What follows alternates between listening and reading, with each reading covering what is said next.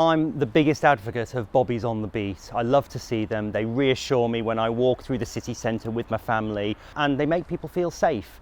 I landed here about 4 years ago now, and since then we've seen a change in the way we police. There's been less visibility of police on the streets, and what I'm hearing from the public and from the local businesses is that they want to see the face of policing again. And we've seen it before with people like Andy Hocking in Falmouth and Andy Filkins here in Truro, that named individual that everybody knows, your go-to person who is the face of the city centre. I'm back to my roots, so to speak. So this is my hometown. I'm looking forward to getting back into my old role. I used to do this. I joined here in Truro from Newquay back in 2008 as neighbourhood beat manager in Truro. Absolutely love the role. So I'm really looking forward to getting started and getting back in there. A bit more visibility, interacting with people again. More the old style fashion policing that I love to do. So moving forward, we've looked at our workforce demand and our design, how we place officers to deal with our demand, and we've made that decision to put somebody back in the city centre.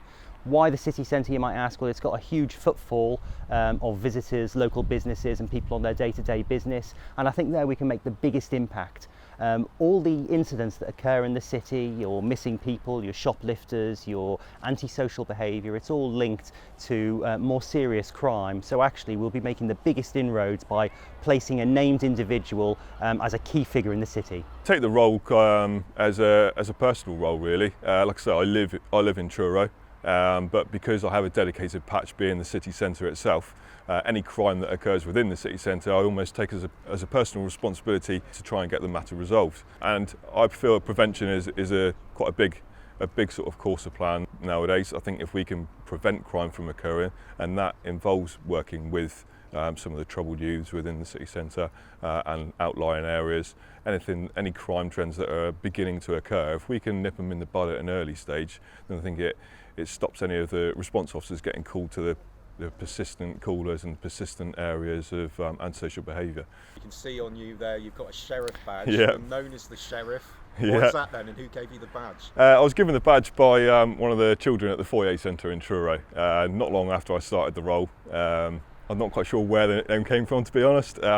So I like to get about and like to speak to people within the city centre. So everyone knew me, and it was a nickname given to me by one of the children there, and it seemed to stick.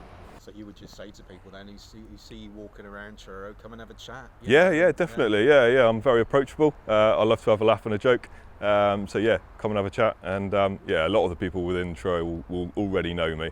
It's just a different role, still the same person, same police officer, same style, just a different role.